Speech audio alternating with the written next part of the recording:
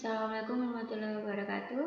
Sebelum kita mulai pembelajaran kita hari ini, ada baiknya kita awali dengan basmalah. Bismillahirrahmanirrahim. Halo anak-anak kelas 6. Sekarang kita belajar tematik tema 1, selamatkan makhluk hidup. Sekarang kita masuk ke subtema 2, hewan sahabatku. Pembelajaran 1. Di mana pembelajaran 1 kita fokus belajar IPA, Bahasa Indonesia, dan IPS. Tujuan pembelajaran kita hari ini, yang pertama, siswa mampu mengembangkan ide pokok dengan menggunakan bahasanya sendiri secara rinci. Yang kedua, siswa mampu membedakan hewan berdasarkan cara berkembang biaknya secara ovipar dan vivipar serta manfaatnya. Yang ketiga, siswa mampu menyebutkan kehidupan ekonomi dari dua negara terkait geografisnya dengan benar. Ayo mengamati. Negara-negara di Asia Tenggara memiliki banyak jenis hewan.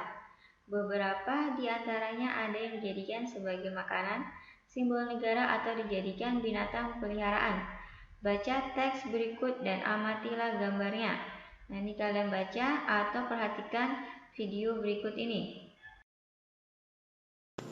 Pada bagian pertama, untuk menambah wawasanmu, kita akan membahas hewan-hewan yang dijadikan maskot pada SEA Games.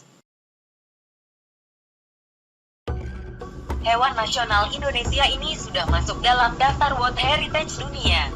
Komodo merupakan reptil terbesar di dunia yang ada hanya di Indonesia. Komodo diperkirakan sudah ada sejak zaman dinosaurus.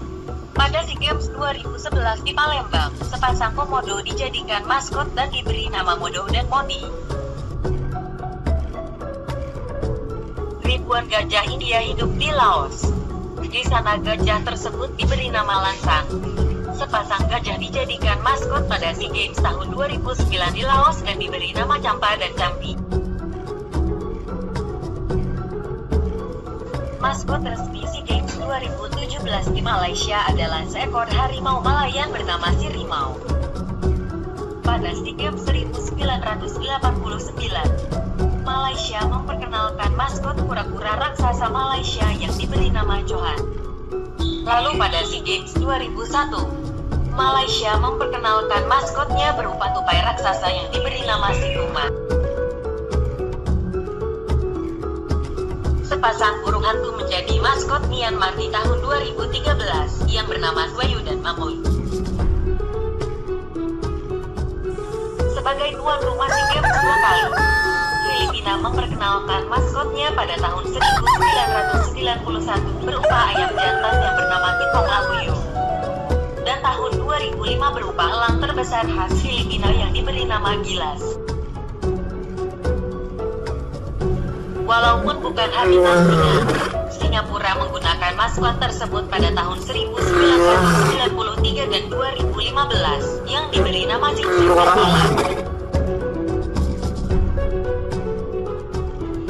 Walaupun Thailand dikenal dengan sebutan negara gajah putih, selama 3 kali SEA Games, Thailand memakai kucing Siam sebagai maskotnya. Masing-masing diberi nama Wichitman, Sawasde, dan Ken.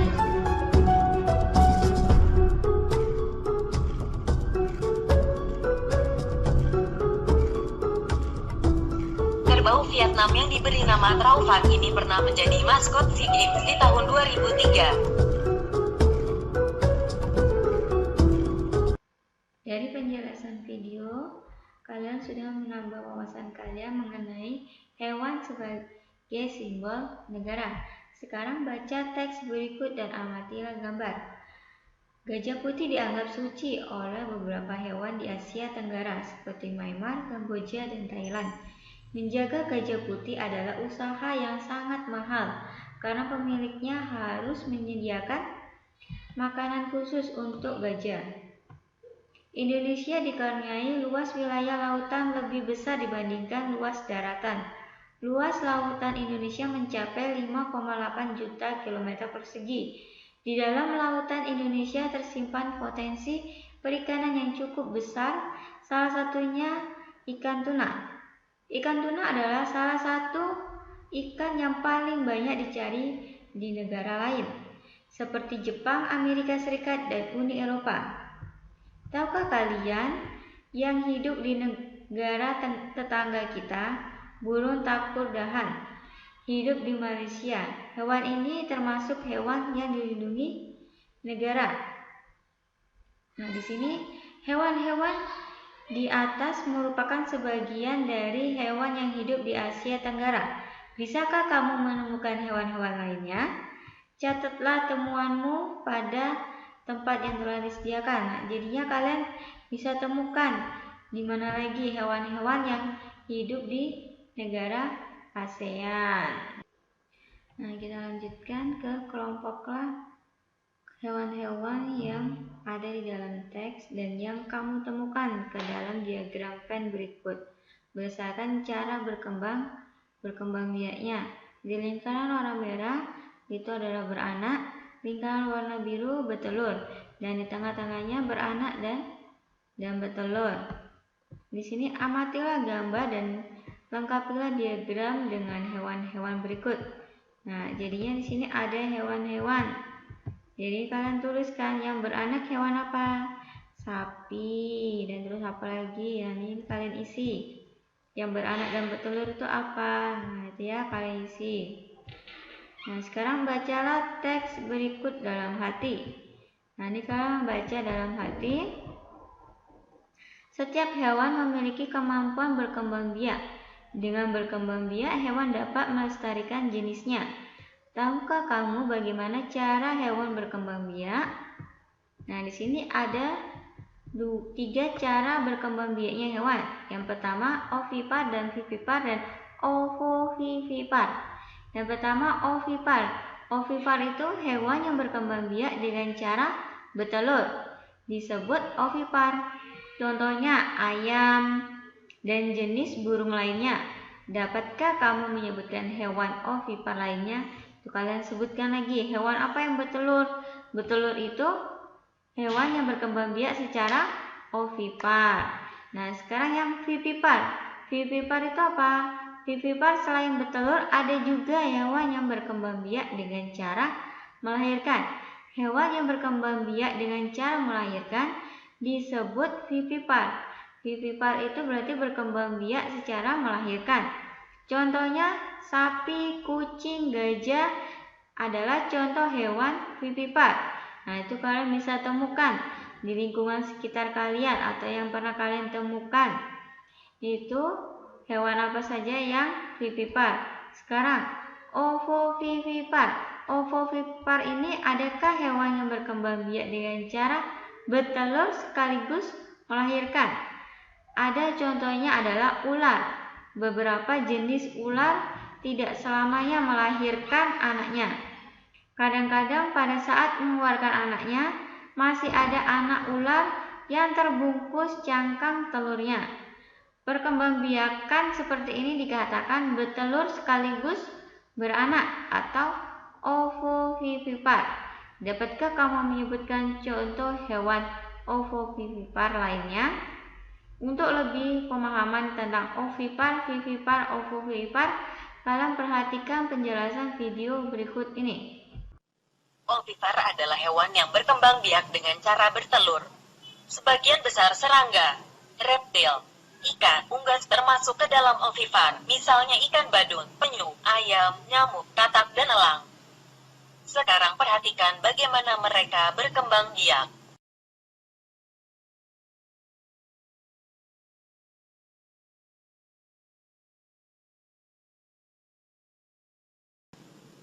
Sementara vivipar adalah hewan yang berkembang biak dengan cara melahirkan. Biasanya terdapat pada mamalia baik yang hidup di darat maupun di laut. Hewan vivipar biasanya ditandai dengan adanya kelenjar susu untuk menyusui anaknya.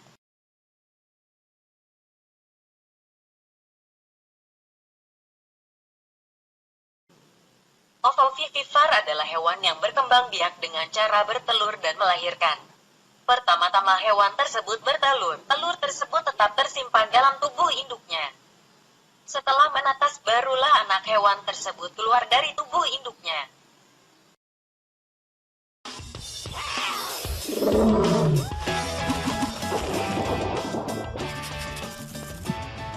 Beberapa jenis hewan memiliki cara yang unik dalam bereproduksi. Diawali dari cara bertelur katak Suriname. Katak Suriname betina akan menaruh telurnya di dalam punggungnya. Sampai telur tersebut menjadi berudu lalu menjadi katak muda. Barulah katak muda tersebut keluar dari punggung induknya.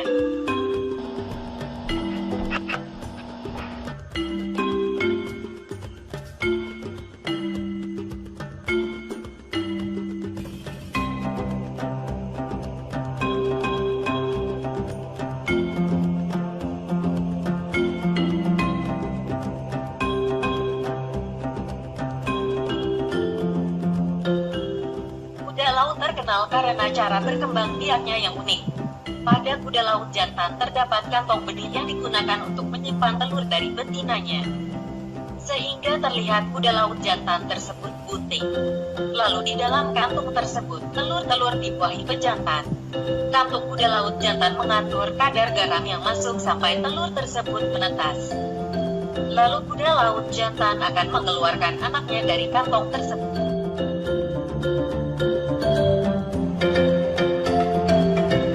Platypus adalah hewan mamalia yang bermulut seperti bebek.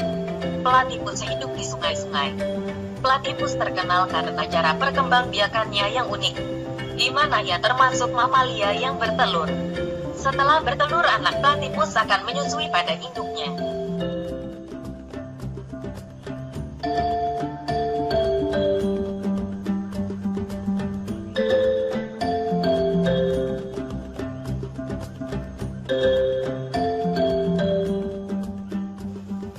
Kanguru yang merupakan hewan asli benua Australia ini termasuk ke dalam marsupialia atau mamalia berkantung. Semua hewan berkantung mengalami kehamilan yang singkat, anak yang dilahirkan prematur. Seperti kanguru, masa kehamilannya hanya 33 hari. Setelah melahirkan, anak kanguru akan tumbuh dalam kantung induknya. Setidaknya dibutuhkan 199 hari untuk siap keluar dari kantung induknya.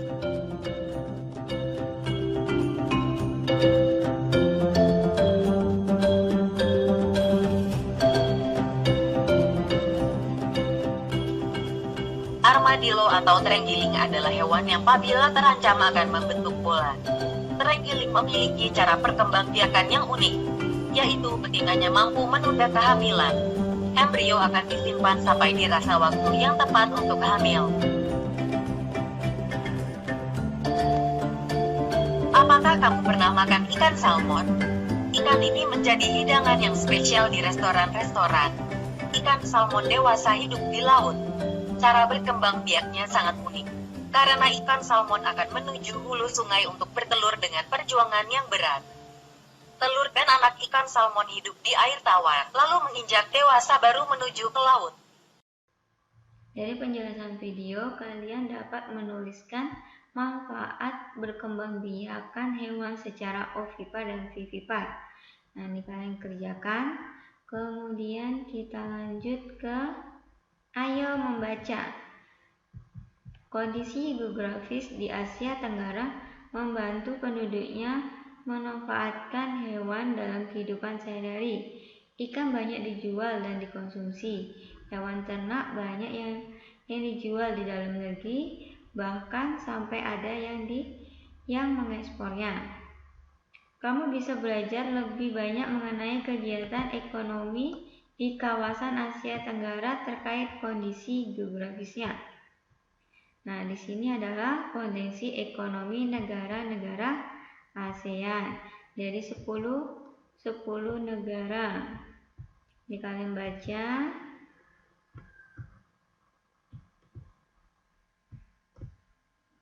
Ini kalian baca semuanya dari 10 negaranya.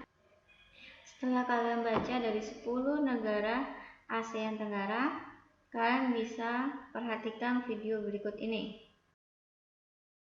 Kondisi geografis yang sama membuat negara ASEAN memiliki persamaan dalam kegiatan ekonomi terkait hasil buminya. Ayo kita pelajari lebih lanjut. Brunei terkenal dengan sumber daya alamnya berupa minyak dan gas bumi, yang membuat negara Brunei menjadi negara dengan pendapatan per kapita tertinggi di Asia Tenggara.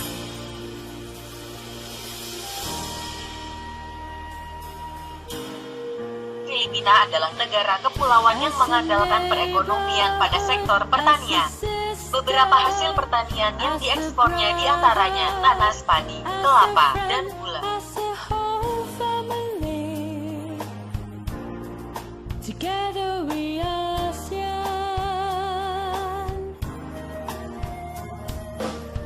the way we smile and share our Di aliran Sungai Mekong, Kamboja merupakan daerah yang subur.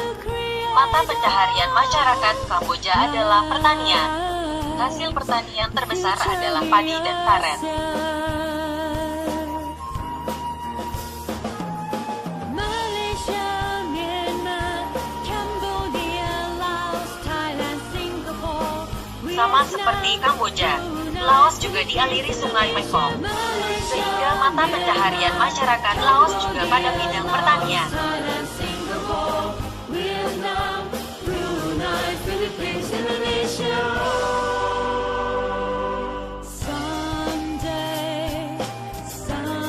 Kegiatan ekonomi negara Malaysia adalah bidang pertanian, pertambangan, dan industri. Pertanian di Malaysia tergolong maju. Sementara dari sektor pertambangan, Malaysia adalah pengekspor timah terbesar di dunia. Dan sekarang mulai beralih ke minyak dan gas. Bidang industri, Malaysia tercatat pernah memiliki mobil nasional dengan nama Proton. Setelah pulih dari Perang Vietnam, negara ini mulai mengembangkan diri. Bidang pariwisata menjadi tulang punggung negara Vietnam. Pertanian dan migas pun mulai dikembangkannya. Malaysia, Myanmar, Cambodia, Laos, Thailand, Singapore, Vietnam, Brunei, Philippines, Indonesia. Singapura adalah negara kecil yang sedikit sumber daya alamnya. Namun Singapura berhasil menjadi negara maju dengan julukan Macan Asia.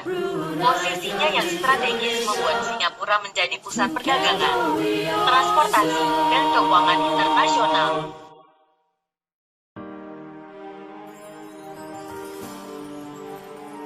Thailand dijuluki lumbung padi Asia Tenggara.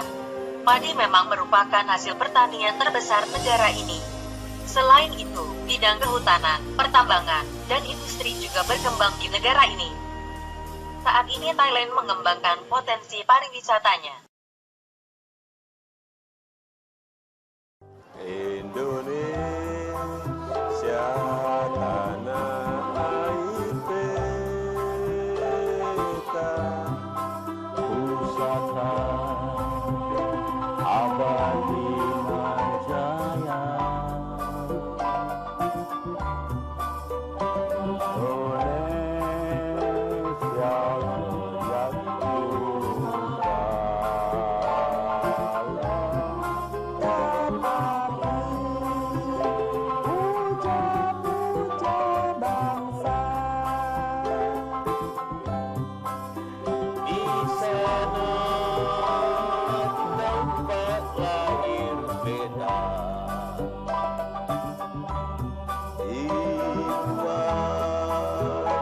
Dibesarkan Bunda,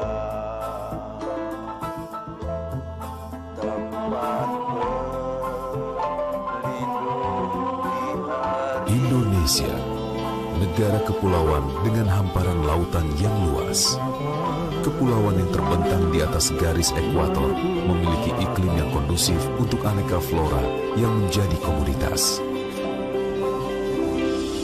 Kelapa menghasilkan ragam produk olahan yang kaya manfaat, mulai dari tepung, minyak kelapa, hingga air kelapa yang memiliki kandungan alami yang menyehatkan. Kelapa Indonesia memiliki potensi. Nusantara memiliki hamparan kebun kopi yang tersebar dari Sumatera sampai Papua. Tiap daerah menghasilkan kopi dengan cita rasa khas dan karakter istimewa. Sebagai produsen kopi terbesar dunia, kopi Indonesia diolah dengan sentuhan penuh dedikasi demi hasil kopi yang nikmat. Kopi Indonesia aroma surga dunia. Kehangatan rasa coklat menciptakan persahabatan. Coklat Indonesia dipetik segar dari kebun dan diolah dengan proses yang akurat, menghasilkan coklat yang lezat. Coklat Indonesia tersebar di kepulauan Indonesia, memberikan keragaman rasa yang memikat pasar dunia. Hutan Indonesia, paru-paru dunia, terus dilestarikan dengan setia sebagai sumber kehidupan bersama. Kreativitas yang terinspirasi dari nilai budaya bangsa dipadu inovasi teknologi, menciptakan produk kayu dengan sentuhan seni. Produk furniture Indonesia digemari pasar luar negeri. Hasil laut Indonesia begitu berlimpah. Rajungan menjadi komoditi yang memiliki potensi dengan standar premium quality dan melalui proses food safety requirement. Diolah oleh tenaga yang terampil dan para ahli yang menjaga kesegaran kualitas. Hasil akhir rajungan Indonesia menembus pasar dunia.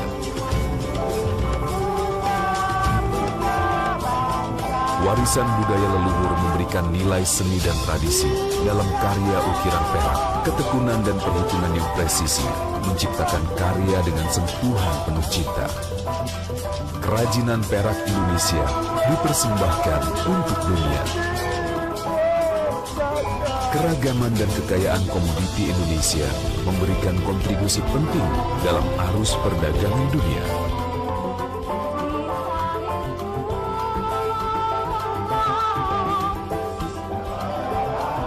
Dengan laju ekonomi yang terus berkembang, Indonesia memiliki peluang yang cemerlang mulai hari ini dan di masa yang akan datang.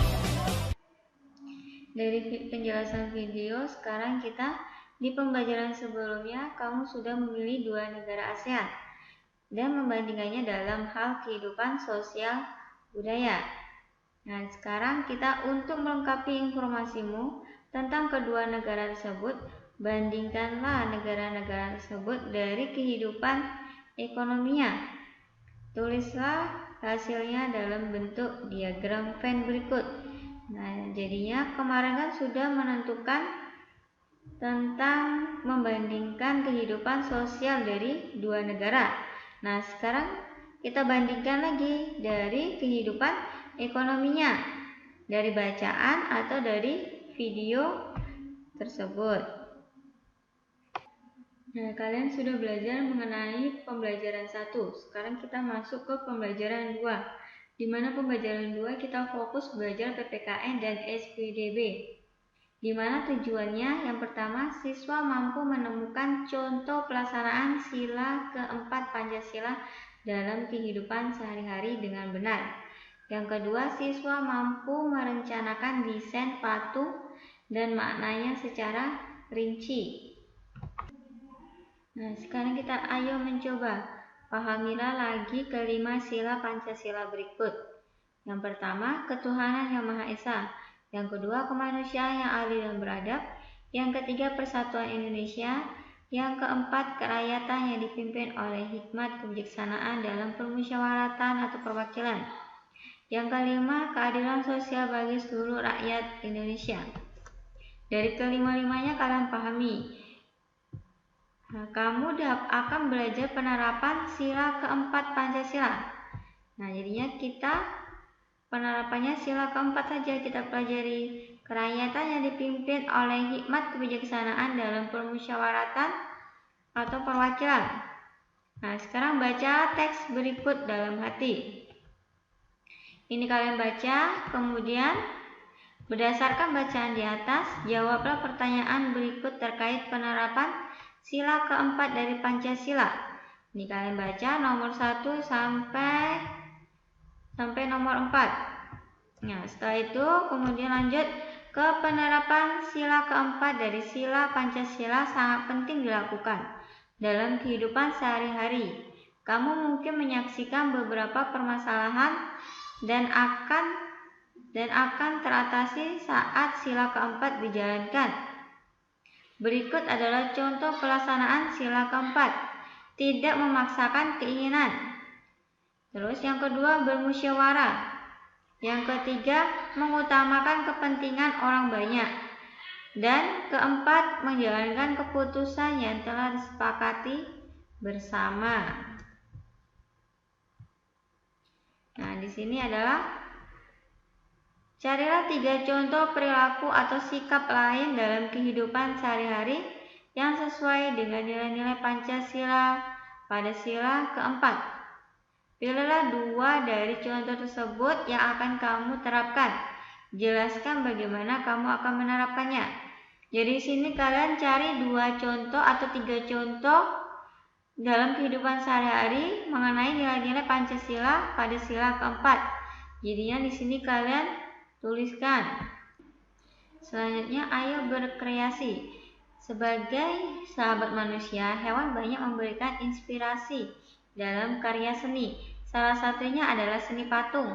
Berikut adalah beberapa contoh patung yang idenya terinspirasi dari hewan. Jadinya ini bebek dan ayam. Nah, sekarang kalian buat di buku tulis. Kalian rancang, kalian gambar. Kalian ingin membuat patung seperti apa? Setelah kalian selesai merancangnya, kemudian kalian buat patung dari bahan plastisin yang pernah kalian coba di pembelajaran sebelumnya. Plastisin yang terbuat dari tepung. Sebelum mengakhiri pembelajaran kita hari ini, ada baiknya kita akhiri dengan hamdalah. Alhamdulillahirobbilalamin. Semoga yang kita pelajari hari ini bernilai ibadah di sisi Allah Subhanahu wa taala. Sekian, wassalamualaikum warahmatullahi wabarakatuh.